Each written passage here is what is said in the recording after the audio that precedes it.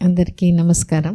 ఇప్పుడు మనం బిడ్డ కోసం మనం ప్రయత్నం చేసినప్పుడు మానసికంగా మనం సంసిద్ధం అవ్వడం ఏంటి, శారీరక లోపం గురించి మనం ఎలాగో చెప్తాము.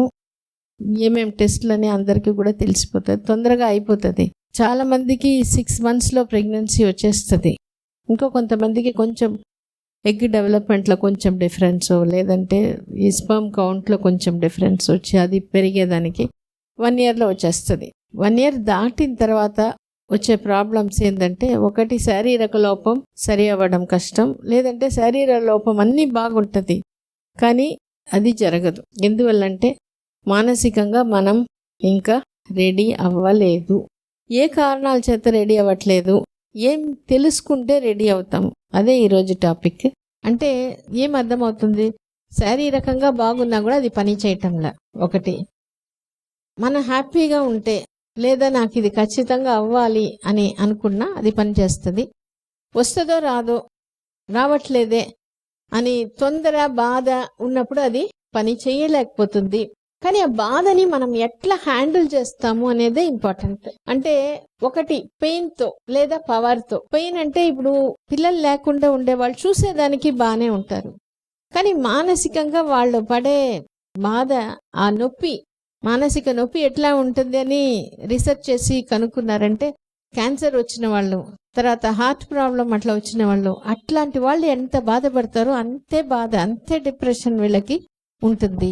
సో మనం బాధతో ఈ సమస్యని బాధతో తీసుకునేటప్పుడు మనకి ఎక్కువ డిలే అవుతుంది. అదే పవర్తో, పెయిన్తో పవర్తో చేసినప్పుడు ఇది మనకి త్వరగా అయిపోతుంది.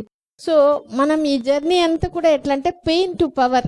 మనం బాధతో ఉన్నాము, అక్కడి నుంచి మనం ఆ పవర్ఫుల్ గా ఆలోచించడం ఎట్లా. కానీ మనం ఎక్కువ ఈ బాధ నుంచి బయట రాలేకపోతున్నాము. చెప్తాను నేను, ఎక్కువగా గుంటలో పడిపోయినట్టు. బయట అందరు నడిచిపోతున్నారు రోడ్ల మధ్యలో ఒక గుంట ఉంటే, మనం గుంటలో పడిపోతే వాళ్ళందరూ ఈజీగా నడిచిపోతున్నారు, నేను మాత్రం పైకి రాలేకపోతున్నానే. ఆ గుంటలో ఉన్నంత వరకు ఇది కష్టం, ఇది రావట్లా. నాకు కష్టం, వేరే వాళ్ళకి ఈజీగా ఉండొచ్చు. నాకు కష్టం, నాకు ఇప్పుడు వరకు రాలే, ఇంకెట్లా వస్తుంది. ఆలోచన అంతా అట్లనే పోతూ ఉంటది. ఎందుకు ఈ బాధని మనం ఎక్కువ పడుతున్నాము అంటే, ఒకటి మన పక్కన ఉండేవాళ్ళు, నీకు ఇంకా రాలేదే, పక్క ఇంటి ఆమెకు వచ్చేసిందే, నువ్వు ఇంతకాలం ట్రీట్మెంట్ తీసుకున్నావు అయినా రాలేదే అని ప్రశ్నించడం. లేదా అమ్మ బాధపడుతుంటుంది, నా కూతురికి ఇంకా రాలేదే. ఈ పెద్దవాళ్ళు వాళ్ళ ఆలోచన, వాళ్ళు ఏమనుకుంటారంటే, నీ మంచి కోసమే కదా అని అనుకుంటారు. నీ మంచి కోసమే నేను బాధపడుతున్నాను, నీ మంచి కోసమే నేను గట్టిగా అడుగుతున్నాను, నీ మంచి కోసమే నేను కోప్పడుతున్నాను.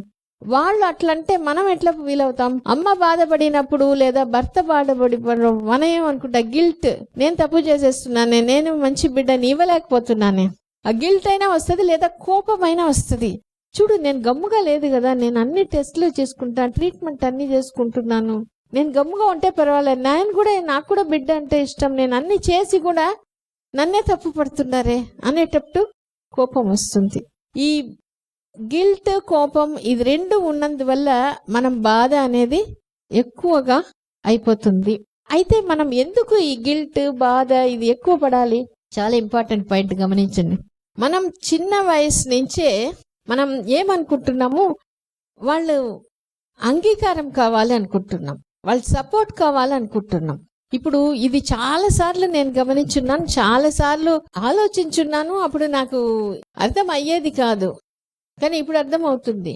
అన్ని బాగుందిమా, నీకు ఖచ్చితంగా వస్తుంది అని ఎంత గట్టిగా చేస్తే ఒక గ్రూప్ తీసుకుంటారు, ఒక గ్రూప్ తీసుకోరు. వాళ్ళు ఎక్కని కూడా ఎక్కదు. వాళ్ళ ఫేస్ ఎట్లా ఉంటుందని, నువ్వు చెప్తావు వస్తుందని, నాకేడే వస్తుంది, నాకెందుకు వస్తుంది అనే ఆలోచన ఉంటుందంటే అది ఆమె ఆలోచన కాదు. వాళ్ళ ఇంట్లో వాళ్ళు, బయట వాళ్ళు చెప్పిన ఆలోచన, అది డైలాగ్ అదే జరుగుతుంది.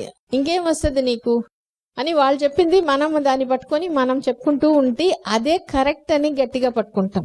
కాబట్టి నీకు అన్ని బాగుంది, నీకు వస్తుందని తీసుకోము. డాక్టర్ చెప్పినా తీసుకోరు.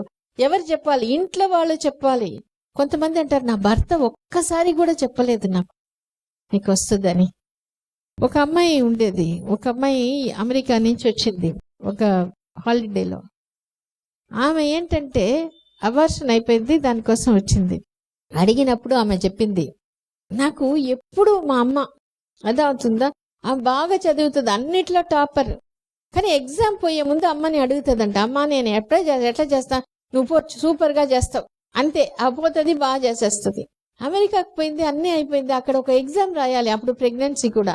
వాళ్ళు భర్తని అడిగింది, నేను ఎట్లా చేస్తాను, నువ్వు తయారు చేస్తే నీకే కదా, నువ్వే కదా ప్రిపేర్ చేయాలి, నువ్వే కదా, నేనేం చెప్తాను అంతే. ఈమె కాన్ఫిడెన్స్ అంతా తెగిపోయింది. ఎగ్జామ్ బాగా రాయలేదు. ఎగ్జామ్ బాగా రాయలేదు అని వచ్చినప్పుడు ఈ అబార్షన్ కూడా అయింది.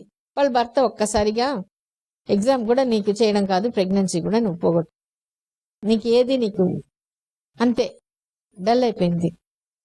ఆ పరిస్థితిలో వచ్చింది. నేను ఒకటే చెప్పాను, మీ ఆయనకి ఏం తెలుసు, ఆయన లాజిక్ పర్సన్, కానీ నువ్వు ఎమోషనల్. నీకు ఎవరు, మీ అమ్మకు ఫోన్ చేసి అడిగి ఉండాలి, అర్థమవుతుందా, ఎందుకు ఆయన్ని పోయి అడగడం.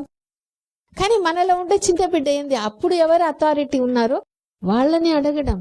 అందుకనే మనల్ని మనం ఒప్పుకోవాలి, మంచి తల్లిదండ్రులు, మనం సక్సెస్ఫుల్ పేరెంట్స్ కూడా. ఎందువల్ల, వేరే వాళ్ళకి ఏంటి, బిడ్డ పుడితేనే సక్సెస్, గర్భం వస్తేనే సక్సెస్, మనకు అది కాదు, ఇప్పుడే సక్సెస్. ఎందుకంటే మనం మంచి తల్లిదండ్రులు, మనం దానికోసం మంచి ఎఫర్ట్ పెడుతున్నాము.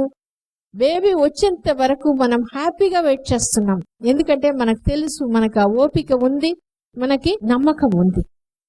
కాబట్టి ఖచ్చితంగా మనం హ్యాపీగా, నాకు ఇదే కావాలి, నేను ఇదే చేస్తున్నాను, వాళ్ళు బాధపడినట్టు నేను పడాల్సిన అవసరం లేదు ఈ విషయంలో అని ఎప్పుడు ఆ రెండు నిర్ణయం తీసుకొని నువ్వు ఫ్రీ అయిపోతావో ఖచ్చితంగా నువ్వు ఒప్పుకుంటావు, నువ్వు మంచి తల్లిదండ్రులు అవుతావు.